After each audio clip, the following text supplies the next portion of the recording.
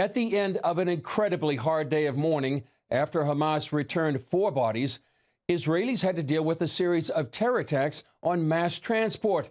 And later the news that one of the bodies wasn't who it was supposed to be. CBN Middle East correspondent Julie Stahl has that story.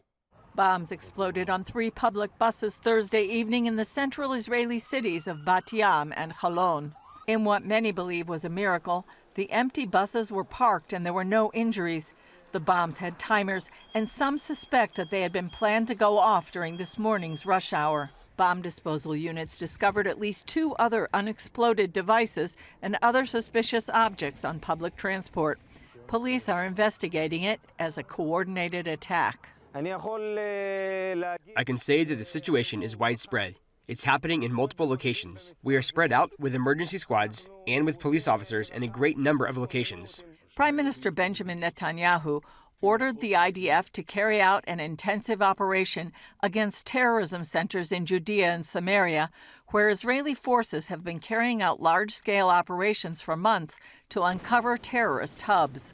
A Telegram channel claiming to represent Hamas in the Palestinian city of Tulkarem indicates it may have been responsible for the bombings. The message says, "The revenge of the martyrs will not be forgotten so long as the occupier is present in our land.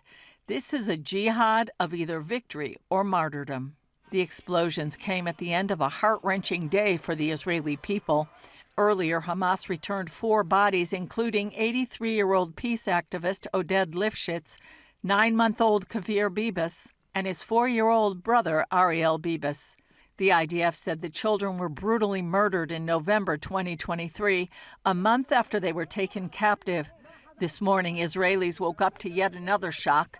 The body that was supposed to be the boy's mother, Shiri Bibas, was not hers, nor that of any other hostage. They languished in captivity until Hamas murdered them in cold blood. Who kidnaps a little boy and a baby and murders them? Monsters, that's who. These Hamas monsters also cynically refused to bring back the boy's mother, Shiri, and sent the body of a Gazan woman instead, in brazen violation of the agreement. President Isaac Herzog wrote on X, "This is a shocking and horrific violation of the ceasefire agreement, another cruel act by the terrorists of Hamas who continue to show utter disregard for humanity." In an interview with CNN, Adam Boehler, U.S. envoy for hostage affairs, agreed it's a clear violation of the agreement and says Hamas needs to turn over the body quickly. If I have one piece of advice for Hamas now, it's not only do you need to release her body immediately, but we have the bodies of 4 Americans that are still there, and we have 1 American, Idan Alexander. He needs to come home. If I were them, I'd release everybody, or they're going to face total annihilation right now. This weekend, Israel is due to receive the last 6 live Hamas hostages from the first phase of the agreement. Julie Stahl, CBN News, Jerusalem. There are some who say that the recent planned attack outside Tel Aviv was not a one-off, but a product of a campaign of hatred led by Palestinian leaders. Calls for the genocide of the Jews has come from the legal and religious sectors. Take a look. In a Friday exhortation from Ramallah, senior judiciary official Dr. Abdullah Harb prayed for the extermination of all Jews. Itamar Marcus, founder of Palestinian Media Watch, tells CBN News his organization has discovered a trend in Palestinian Authority messaging. 5 times in probably the last 6 months, we've heard the expression, count the Jews, Allah, count the Jews one by one, kill them one by one, don't leave even one. And these prayers come from top Islamic officials. Some of them are Sharia judges, some of them are heads of the Sharia courts.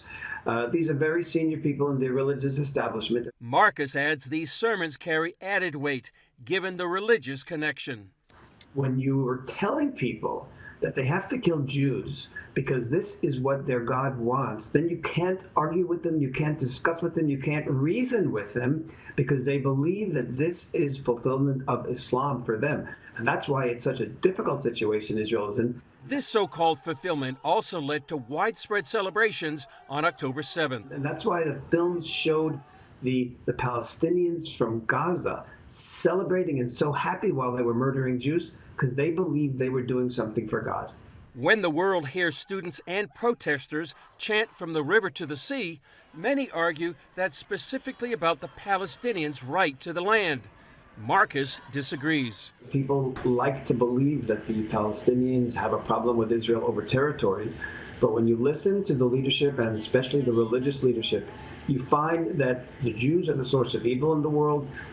They teach that Israel was only created because the Europeans in particular had to get rid of the Jews. The ultimate solution is Allah will bring about destruction of all the Jews, and then the world will be a much better place. This is Palestinian Authority ideology. Many of these protests in streets and capitals all over, they're calling Israel, that Israel is committing genocide. How do you compare the two? There's nothing to compare. Israel is trying to kill terrorists. The terrorists are hiding behind civilians. There has never been a war in history where the people who were attacked, the people who had justice on their side, let's go to World War II. German civilians were killed all the time because there were soldiers amongst them.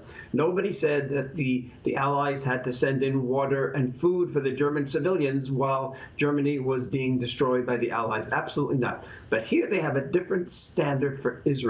U.S. taxpayers have paid more than $16 billion to fund the Palestinians since the year 2000, not including money for UNRWA, the United Nations Work and Relief Agency. The European Union's combined contributions total $23 billion from 2007 to 2023. Critics call this nothing more than direct support of terrorism. The Palestinian Authority should be designated today as a terror organization, should be sanctioned as a terror organization, and don't allow them to visit your country and don't give them a penny.